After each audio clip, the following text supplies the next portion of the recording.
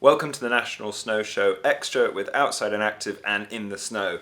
Today I had a conversation with someone who's been an inspiration to many people in the outdoor space, Sir Ranulph Fiennes, and we talked about some of his challenges, some of the competition that went on, as well as his new book, Shackleton. So I hope you enjoy the conversation.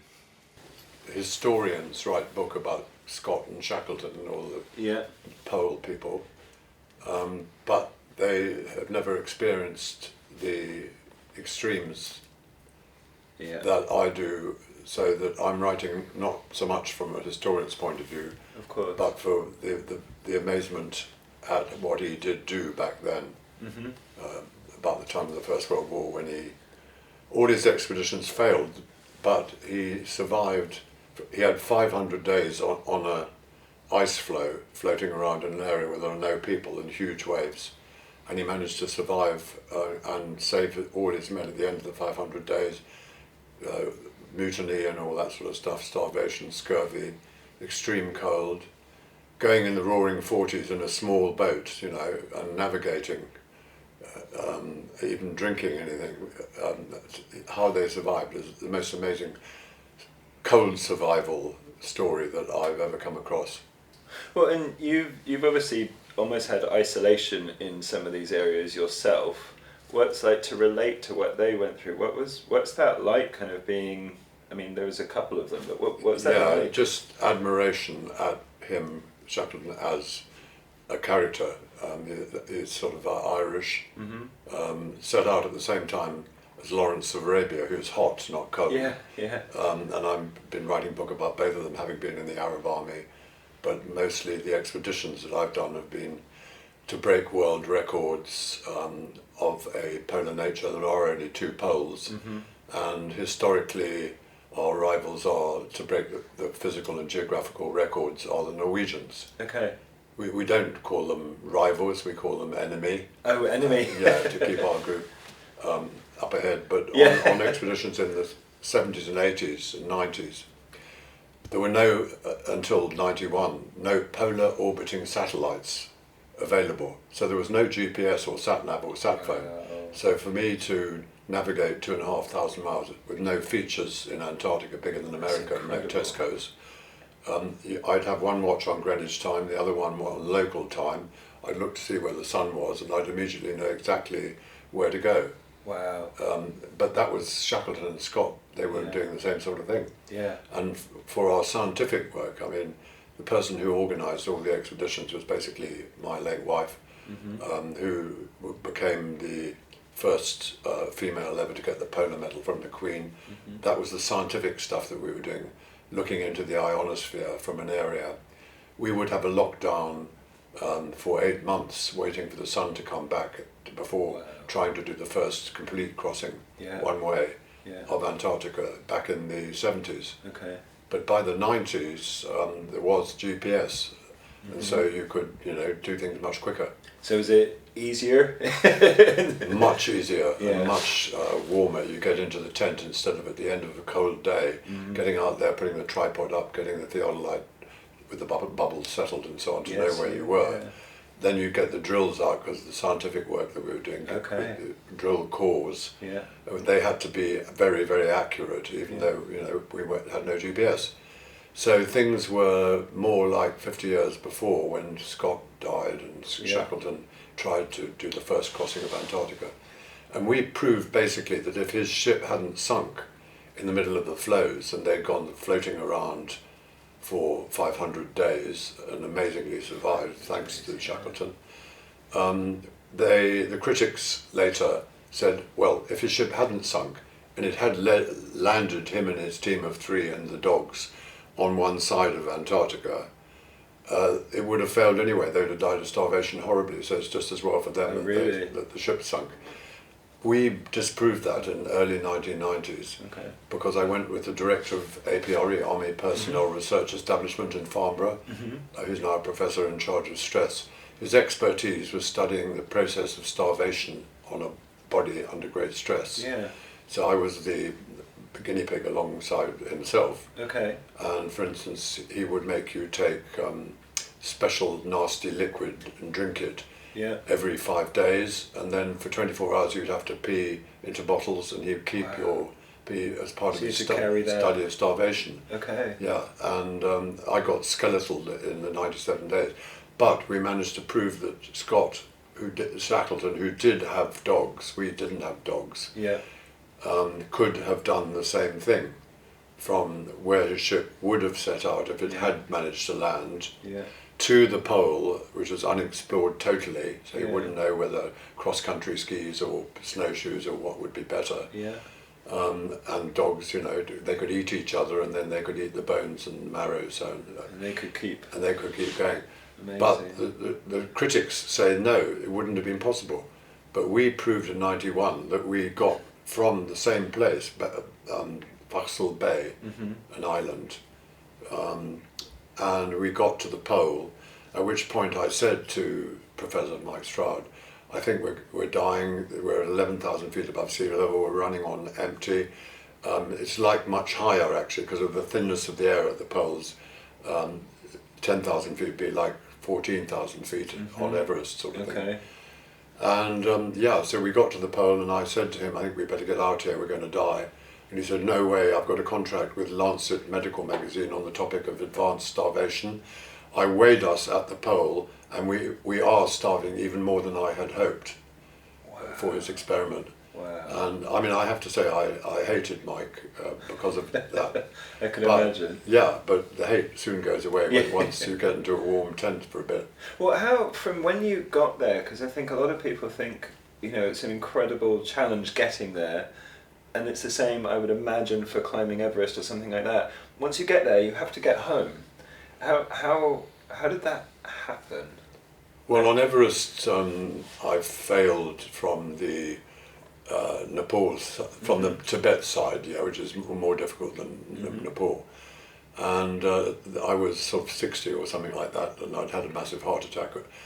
When I got to 28,500 feet on that first attempt, you know, my friend, who's a black South African, he was the first black man to climb Everest from the Nepal side. Yeah. He wanted to do it from Tibet, that's why we tried from Tibet. Okay. He got to the top but had oxygen starvation and nearly died. Wow. I had a massive angina attack. I took glycerine trinitrate because I had a previous one.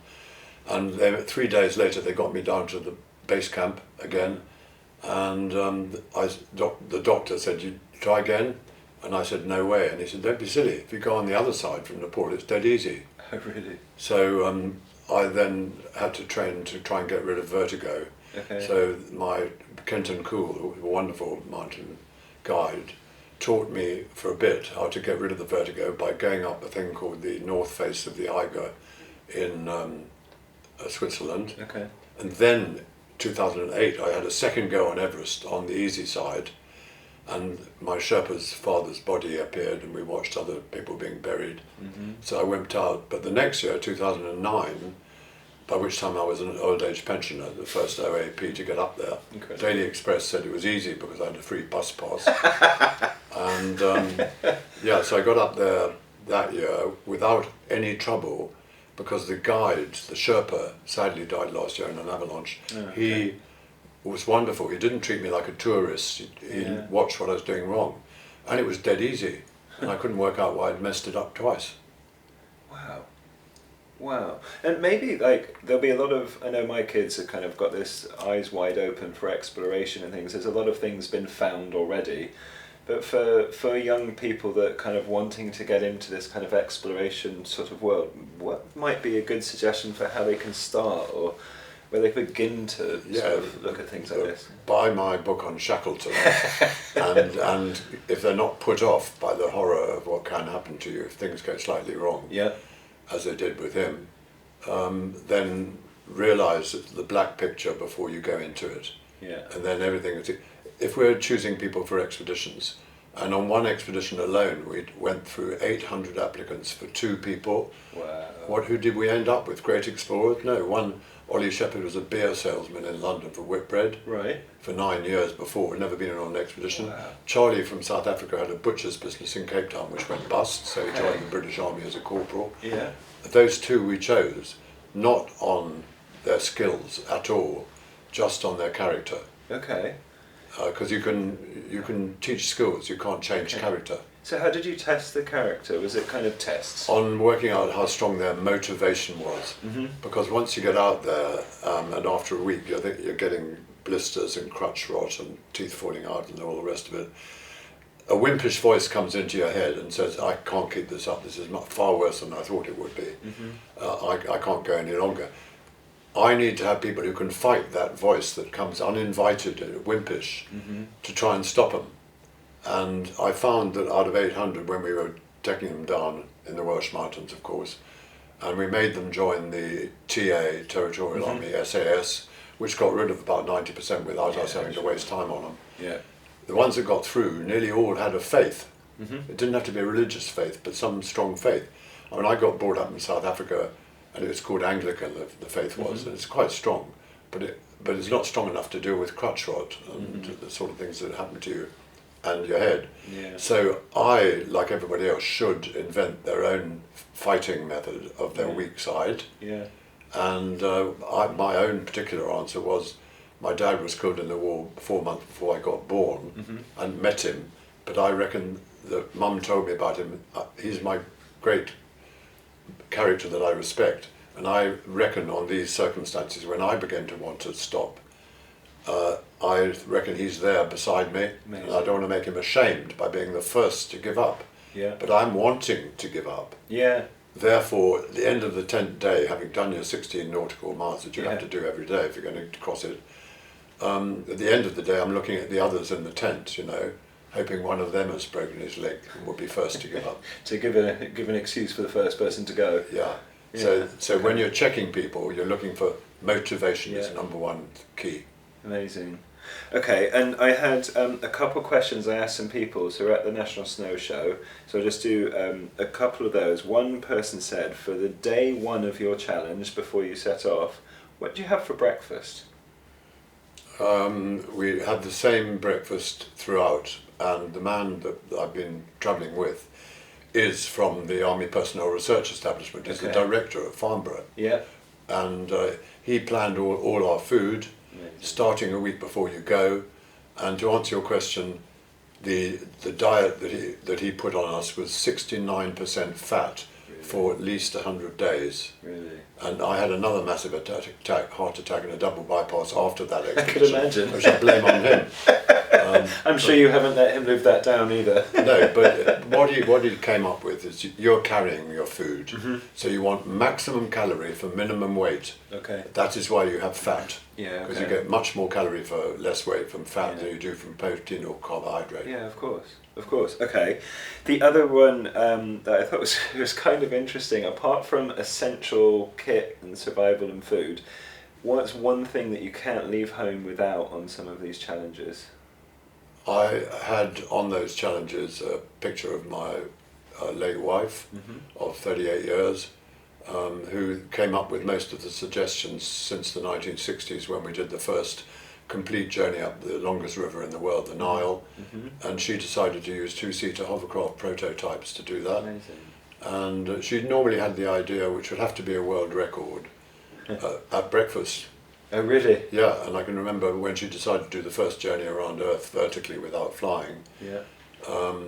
I was sent by her to a library to find out the best route, because you could go that way or that way. Yeah. And I discovered that there was a place called Antarctica, which was cold. The two of us had been in Inverness at -2, but we weren't exactly experts. And she said, plot off a map in a library, so I went to the Royal Geographical Society library. Amazing. And I found that nobody had ever, as a single team, crossed Antarctica, and that was only one bit of the, never mind crossing the Arctic Ocean by the pole and Siberia and so on, and the Northwest Passage, all in one single expedition. So I came back from the library and I told her, it's not a good idea. Yeah. And she got quite unpleasant. And so I went back to the library, and sponsored by the SAS. Shackleton was sponsored by the Royal Navy and the Merchant Navy. You have to have a government behind you. And I went to the Special Air Service because we needed an office in London, and they were giving up some of their space near Sloane Square. Okay. And they, unfortunately, 7 years previously, had thrown me out of the SAS for blowing up civilian property.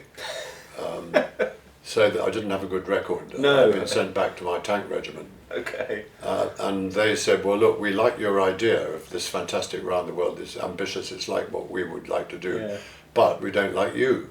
And I explained that I'd matured since blowing stuff up. And so they gave us their wonderful barracks at King's Road in London. Yeah. And for 7 years, Ginny and I worked at getting everything free.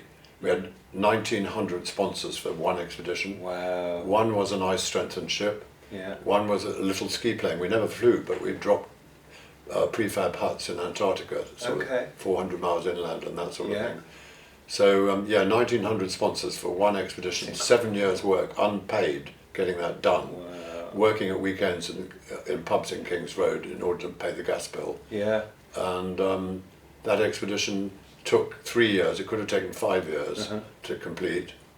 At the end of which 7 years work and 3 years travel, 10 years of my wife and me, our lives unpaid. Yeah. That's good. And was there a motivation to be the first to do it, or was that in your mind at the time, or was it just I'd like to do it? It was totally and utterly, we will beat the Norwegians, and we will raise money for whichever charity we're working for. Sure. I tell you, one was British Heart Foundations, because it's a bit selfish, I'd had it, and then there was Marie Curie. MS, multiple sclerosis, we paid 4 million to build the first research centre in Cambridge for MS. Altogether, as of recently, we're up to 18.9 million for UK charities. Just Giving, you know? Yes. Yeah, they kindly voted me in 2011 as the top UK fundraiser. Amazing. Who came second was not a million, it was, I think he got 100,000, was Delalio, the rugby player. Yeah. My charity at the time, I think we won Best New Charity of the Year when you won that. I remember that. Coincidence, Yeah, amazing, incredible.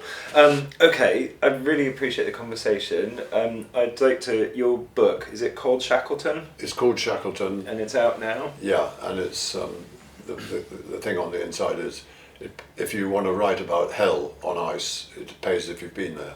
Wow, amazing. So if you could use that in sort of... We will, absolutely. Yeah. No, thank you very much. I really appreciate it. Thank you. No, Thank I you for appreciate spending it. the time with us Thanks. as well. Selling books is the thing.